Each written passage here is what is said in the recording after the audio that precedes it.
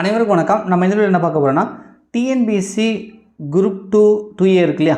So இதுக்கான mains எக்ஸாமுக்கான 2Aக்கான அதாவது 2Aக்கான mains எக்ஸாமுக்கான answer key கொடுத்துருக்காங்கப்பா. So அதுதான் நம்ம இதில் வந்து பார்க்க போகிறோம். ரைட்டா, ஜென்ரல் தமிழ் ஜென்ரல் ஸ்டடீஸ்க்கும் கொடுத்துருக்காங்க, ஜென்ரல் ஸ்டடீஸ் அண்ட் ஜென்ரல் இங்கிலீஷ்க்குமே வந்து கொடுத்துருக்காங்க. இந்த கிளிக் ஹியர்ன்றதை நம்ம பண்ணோம்னா கீ சேலஞ்சை பண்ணிக்கலாம். இந்த சப்ஜெக்ட்னு இருக்கு இல்லையா, அந்த ப்ளூ கலரில் டச் பண்ணோம்னா அந்த கொஷின் பேப்பரே நமக்கு வந்து ஓப்பன் ஆகிடும் வித் ஆன்சரோட டிக் பண்ணியிருக்காங்க. ஓகேங்களா, இது என்ன சொல்கிறாங்க அப்படின்னா, ஏதாவது அப்ஜெக்ஷன் பட்சத்தில் நம்ம வந்து ஆன்லைனில் டிஎன்பிஎஸ்சியோட அஃபீஷியல் வெப்சைட்டில் வந்து வித் ப்ரூஃபோட வந்து நம்ம அப்ஜெக்ஷன் பண்ணிக்கலாம். ஸோ அதுக்கான டேட் பார்த்திங்க அப்படின்னா 26/2/2025 போட்டிருக்காங்க. ஸோ 5:45க்குள்ளே நம்ம வந்து வித் ப்ரூஃபோடு வந்து நம்ம என்ன பண்ணோம், ஸோ நம்ம வந்து அப்ஜெக்ஷன் பண்ணிக்கலாம் அப்படின்றது வந்து சொல்கிறாங்க.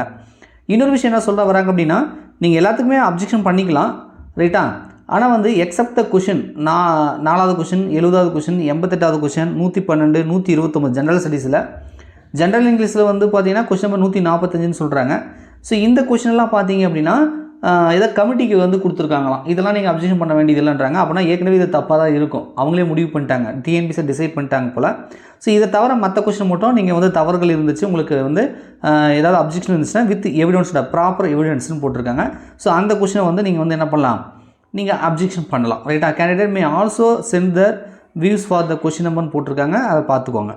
ஸோ நீங்கள் எதுக்கு அப்ஜெக்ஷன் பண்ணுறதா வித் ப்ரூஃப் எவிடன்ஸோடு வந்து நீங்கள் வந்து பண்ணிக்கலாம் அப்படின்றத சொல்கிறாங்க. ஓகேங்களா, ஸோ இந்த வீடியோ மூலிமா நாங்கள் என்ன சொல்ல வரோம் அப்படின்னா, ஸோ நீங்கள் டென்டேட்டிவ் கீ வந்து செக் பண்ணுங்கள். மெயின்ஸ் எக்ஸாம் எழுதிருக்கீங்க அப்படின்னா, ஸோ அந்த கீ செக் பண்ணதுக்கப்புறம் உங்களுக்கு ஏதாவது அப்ஜெக்ஷன் இருக்குது, அதாவது டிஎன்பிஎஸ்சி இப்போ கொஷின் பேப்பர் கொடுத்துருக்காங்க இல்லையா, ஸோ இந்த கொஷின் பேப்பர் பிரகாரம் உங்களுக்கு ஏதாவது அப்ஜெக்ஷன் இருந்துச்சுன்னா கமெண்ட்ஸில் சொல்லுங்கள், அது என்னன்னு சொல்லி நம்மளும் வந்து செக் பண்ணி பார்க்கலாம். ஸோ அதுக்கப்புறம் அவங்க சொன்ன மாதிரி வந்து டிஎன்பிஎஸ்சி வெப்சைட் மூலியமாக வந்து வித் எவிடன்ஸோடு வந்து ப்ராப்பராக வந்து அப்ஜெக்ஷன் பண்ணுங்கள். கண்டிப்பாக வந்து கன்சிடர் பண்ணி நமக்கு வந்து ஃபைனல் கீ கொடுப்பாங்க. ஆனால் ஃபைனல் கீ என்பது ஒட்டுமொத்த ப்ராசஸும் வந்து கம்ப்ளீட் ஆனதுக்கப்புறம் தான் நாங்கள் ஃபைனல் கீ வெளியிடுவோம் அப்படின்றதும் மென்ஷன் பண்ணி வந்து கொடுத்துருக்காங்க. நன்றி, வணக்கம்.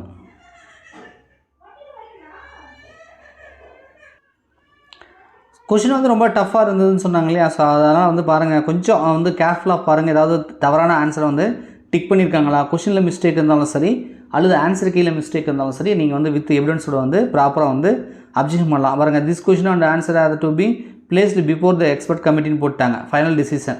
ஸோ கமிட்டி அமைச்சிருக்காங்களாம், அவங்க தான் வந்து பண்ணுவாங்க. அந்த ஒரு கொஷின் நம்பர்லாம் மென்ஷன் பண்ணியிருந்தாங்கல்ல, ஸோ அந்த கொஷின் தான், அதெல்லாம் பார்த்தீங்கன்னா ரெட் கலரில் கொடுத்துருக்காங்க, அதெல்லாம் வந்து கமிட்டி பார்த்துப்பாங்க. அந்த கொஷினை தவிர மற்ற கொஷின்லாம் வந்து தாராளமாக நீங்கள் வந்து அப்ஜெக்ஷன் பண்ணலாம். அந்த கொஷினும் வியூ பண்ணுறதா சொல்கிறாங்க, வித் எவிடன்ஸ் இருந்தால் நீங்கள் அதை கூட வந்து சேலஞ்ச் பண்ணலாம், கீ சேலஞ்ச் வந்து நீங்கள் பண்ணலாம். ஓகேங்களா, ஸோ அதான்ப்பா கொடுத்துருக்காங்க. ஸோ ஜிகே மேக்ஸ் எல்லாத்துக்குமே வந்து நம்ம கொஞ்சம் டஃப்பாக இருந்த மாதிரி ஃபீல் பண்ணியிருப்பீங்க.